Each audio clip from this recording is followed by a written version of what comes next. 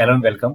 यहाँ पे हम देखेंगे एक क्वेश्चन जो कि हाइट एंड डिस्टेंस का है और जो इन्फॉर्मेशन है वो यहाँ पे कैसे दे रखी है कि एक टावर है, ठीक है, और उसके टॉप के साथ में किसी ए पॉइंट का जो साउथ डायरेक्शन में है, उसका एंगल एल्फा है।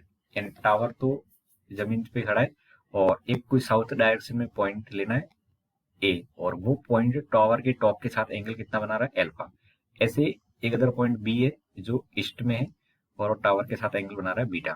अब ये दोनों पॉइंट जो है वो डी डिस्टेंस के गैप में है, तो हमें प्रूव करना है कि जो टावर की हाइट होगी वो डी के टर्म में कुछ इस तरह से है। अब देखिए यहाँ पे जो क्वेश्चन की इन्फॉर्मेशन है इसमें नॉर्थ और साउथ और ईस्ट डायरेक्शन के बारे में एंगल के लेके दे रखी है। तो हमें क्या करना पड़ेगा, सबसे पहले जो डायग्राम यहाँ पे बनाना होगा उसमें नॉर्थ साउथ ईस्ट वेस्ट इनको अच्छे से दिखाना पड़ेगा, तभी आप अल्फा बीटा को अच्छे से यहाँ पे बता पाओगे। तो मैं यहाँ पे डायग्राम बनाते समय इनको अच्छे से पहले मार्क कर लेता हूँ। तो देखिए हमें जो कुछ बोला गया है, तो हम डायरेक्शन के बारे में अच्छे जानते हैं। ये नॉर्थ साइड में यहाँ पे साउथ और इधर ईस्ट, और ये क्या होती है, वेस्ट डायरेक्शन होती है, ठीक है। अब यहाँ पे मान के चलो एक कोई टावर खड़ा है, समझ रहे हैं, यहाँ से टावर, तो ये पॉइंट मान लेता हूँ ओ, और ये टावर का टॉप पी पॉइंट तक है, ठीक है। और ये हाइट कितनी है टावर की, एच। बस इसी को हमें फाइंड आउट करना है in term of D and alpha beta के टर्म में, ठीक है। तो देखिए ये तो हम खुद अपनी तरफ से एज्यूम कर रहे हैं कि टावर कितना है, एच हाइट का है, ठीक है। Let height of tower be H, ठीक है। अब जो क्वेश्चन की इन्फॉर्मेशन है उसको यहाँ पे अच्छे से मार्क करिए।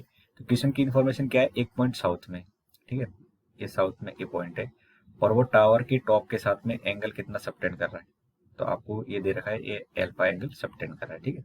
ये पॉइंट हमारा यहाँ पे, ठीक है। ऐसे ही ईस्ट में जो पॉइंट है बीटा या बी पॉइंट मान सकते हैं, और वो एंगल कितना सबटेंड कर रहा है, बीटा। तो ये हमारा एंगल कितना है, बीटा। अब हमें साथ में ये गिवन है कि ये जो डिस्टेंस है ए से लेके बी तक की, यहाँ से यहाँ तक की, ठीक है। तो ये कितनी डिस्टेंस है, ये दे रखिए डी डिस्टेंस। अब आपको क्या करना है, इसके अंदर ये हमको अच्छे से पता है कि ये एंगल कितना का बनेगा, 90 का बनेगा। कैसे 90, ये डायरेक्शन है जो नॉर्थ साउथ ईस्ट वेस्ट एक दूसरे को कहाँ इंटरसेक्ट करती है, एक दूसरे को 90 डिग्री पे इंटरसेक्ट करती है।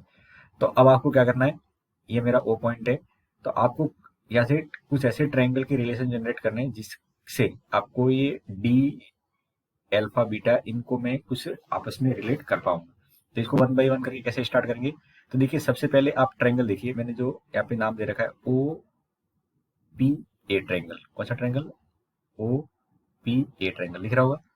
इस ट्रायंगल के अंदर आप देखोगे तो ये एच तो क्या है, एक तरह से हाइट है। बच्चों देखो ध्यान से सुनना, ये एंगल भी कितने का, 90 का बनेगा। कौन सा वाला, पी ए ओ, जो P A O, A angle भी कितना बनेगा, 90, क्योंकि ये जमीन से जस्ट ऊपर की तरफ जा रहा है पी पॉइंट, तो जमीन के साथ तो कितना बनेगा, 90। और ये दोनों पॉइंट का ग्राउंड में, ओ से ए तक ग्राउंड में, तो ओ ए मेरा बेस बन जाएगा, ओ पी हाइट बन जाएगी, और ए अल्फा एंगल है। तो अल्फा एंगल के रेस्पेक्ट में ओपी परपेंडिकुलर है और ओ ए क्या है, बेस है, और एपी क्या है मेरा, तो आप कहोगे एपी सर है यहाँ पे हाइपोटेनस। अब बताओ यहाँ से मुझे कुछ रिलेशन लिखना है, तो मैं क्या कह सकता हूँ, टेन अल्फा का अगर रिलेशन लिखना है तो बताओ टेन अल्फा का रिलेशन क्या आएगा, तो टेन अल्फा का रिलेशन आएगा ओपी बटे ओ ए। अब ओपी की वैल्यू हमने एज्यूम कर ली एच, और ओ ए के बारे में पता नहीं है, तो बच्चों बताओ यहाँ से ओ ए की वैल्यू कितनी आ जाएगी, तो ये आ जाएगी हमारी एच और कॉट एल्फा। कोई दिक्कत, ऐसे आप ट्रायंगल दूसरा पकड़िए। कौन सा ट्रायंगल, जो आपको ग्राउंड पे दिख रहा होगा, जिसका नाम है यहाँ पे जो बीटा एंगल भी बन रहा है, ये वाला ट्रायंगल, जिसको मैं यहाँ से थोड़ा सा और हाईलाइट कर लेता हूँ। देखिए आपको यहाँ से ये ट्रायंगल अच्छे से ऑब्जर्व करना है, ये वाला ट्रायंगल जिसके अंदर ये आपको दिखना हो चाहिए, ठीक है।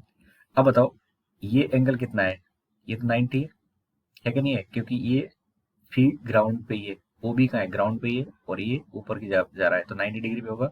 और ये क्या है, एक तरह से। तो अब यहाँ से आपको बिल्कुल भी अच्छे से दिमाग में सेट करके रखना है कि ये जो मैं ट्रायंगल की बात कर रहा हूँ, कौन सा ट्रायंगल, ओ बी और पी ट्रायंगल दिख रहा होगा, वो भी पी ट्रायंगल दिख रहा है। इस ट्रायंगल के अंदर आपके सामने जो बीटा एंगल बन रहा है, वो बीटा एंगल के साथ ये भी रिलेट करना है कि मेरा परपेंडिकुलर किस साइड में होगा, बेस कहाँ होगा और हाइपोटेनिस किस साइड में। तो यहाँ पे आप देखोगे तो इस ट्रायंगल के अंदर ये तो 90 एंगल है, और ये आप जानते हो 90 के थीटा बीटा एंगल के सामने ये वाली एंगल 90 है।